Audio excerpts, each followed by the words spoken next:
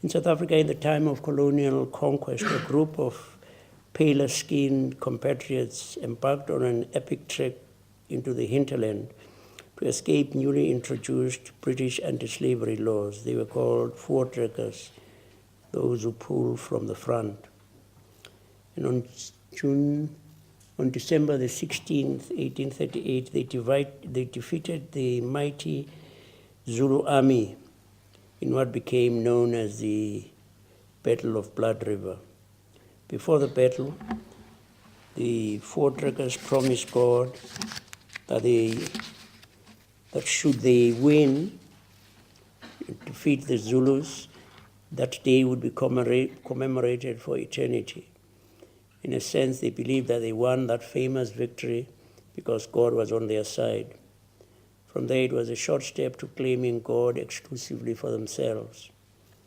The 16th of December is still a public holiday today, but whereas it used to be called Dingan's Day, and then the Day of the Covenant, or the Day of the Vow, today celebrates not a victory for some and a defeat for others, but the coming together of all.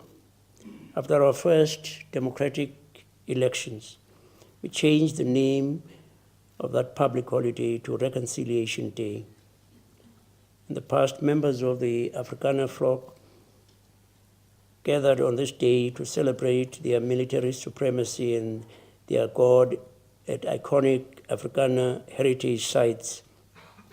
It was a public holiday that was a source of division in non-secular apartheid South Africa. Today, in secular South Africa, South Africans of all hues and background gather on Reconciliation Day to celebrate their unity in diversity, while Afrikaners are still free to commemorate their covenant with God.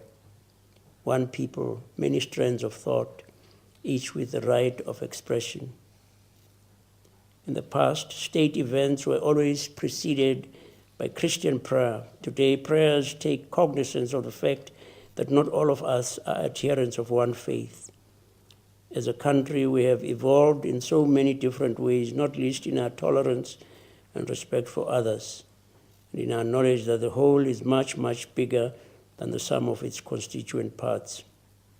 In an increasingly interconnected world, where various streams of consciousness and religious belief increasingly occupy and vie for attention in the same space, what is, in fact, the role of religion in public life?